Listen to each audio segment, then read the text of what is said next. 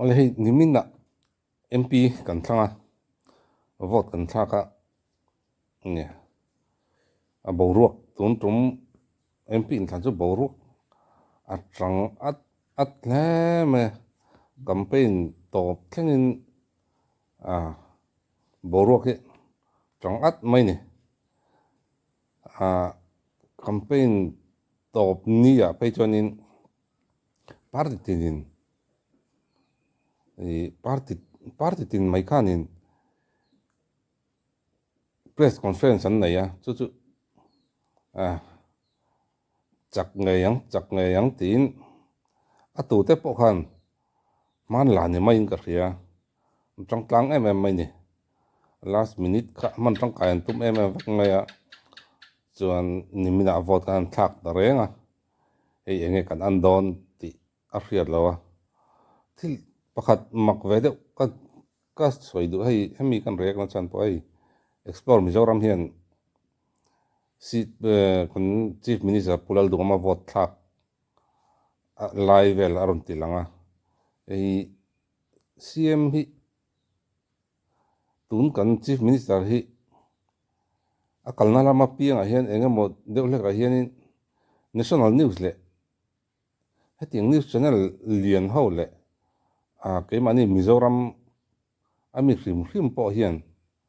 kan bo na sat ber tru mala niam o ti te ka ngai tua ala ni mai ngem ti te ka ngai tua a enila kan soi ho zel don ne CM lo du ma vote thak turin aron thleng a hei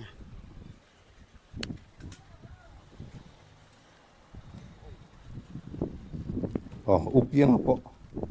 tlan chau mai ani hi tai mani Mizoram YouTuber a tai ma ber ning gar ke a kal to na vek vek ai chon piang ai chu hlot ling nei tur hen ati hi a fakom ne voi khat pian a voi ni lar khat nei thei khan ni ve thlat ma tai ma tokat te hriat rang mai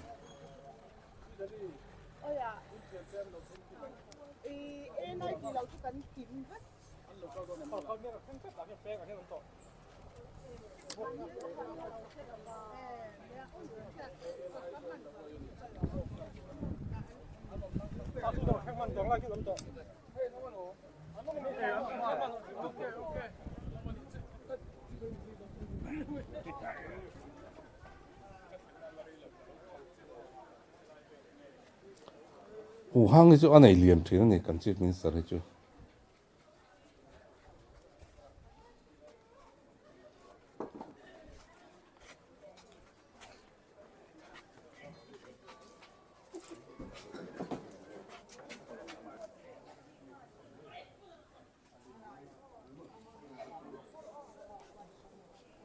Mizoram News Channel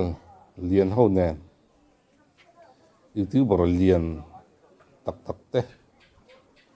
tin National News lian tak ten ei bo ngal chur mai a hetiang hen kan chief minister dang te an la ni ngai lem lo ni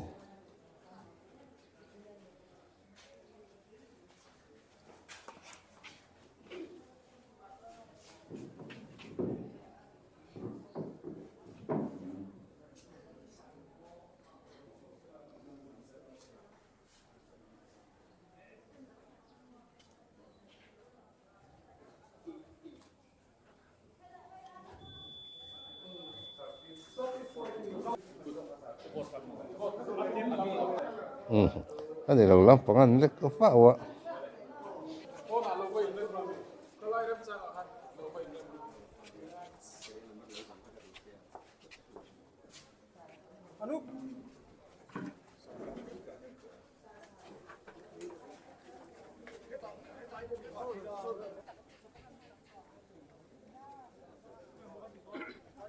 Ding to kem tin nge in em kan in be sei khom mai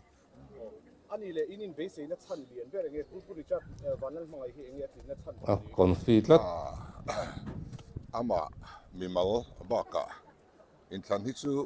candidate mimala hian a in hat vek chuang lova an om na party ate ai ngat ve thowa chu bang chuan ai sarkar kan siama thei top kan chuat chawa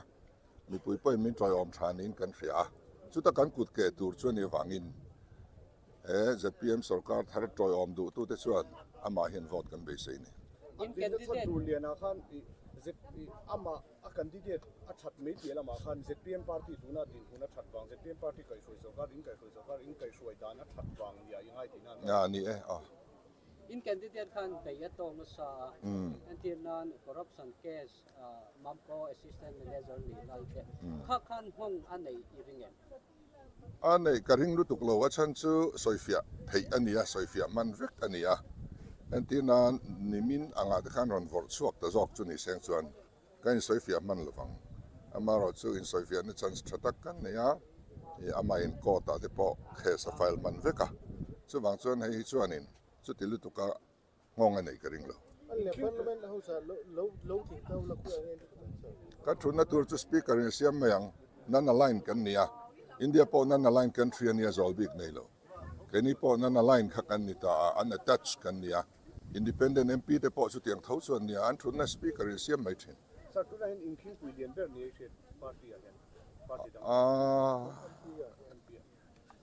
MNA fi congress ai chuan thoma na de we mo ka tia thiam har English, any English question? Sir, today last year vote. What's your message to the first-time voters, especially youth of Mizoram and to the voters of Mizoram? You see, there's no time to send a message now. Election is going on, voting is going on, it's over. Sir, another question. cái tia hi cũng đang po MP kan thlang una thlang po wa tun ang MMA chief minister an bom ni sei national news an kalna sa national news lian tak tak an kala tin Mizoram news channel lian ho an kal boka tin kan youtuber lian te an nin boka chung zong chuanin an bor ngal lui mai nia ai ko thak mai po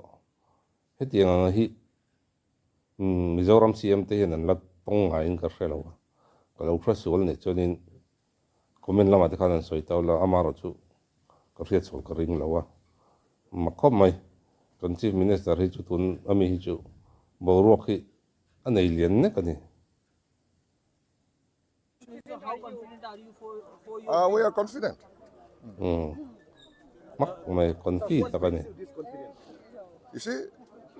You see the pulse of the people, the general atmosphere of the state, it is in favor of our candidate. Sir, what do you think about which party is your main opponent this time? It's difficult to say. As far as activities are concerned, the activity of MNF is a bit higher than that of Congress. If your candidate wins, like, will you be at the NDA bloc or India bloc? No, we are not going to join either of these. We are going to maintain our own identity. We are not going to be decided from Delhi. We want to take final decision in our own hands here in Mizoram.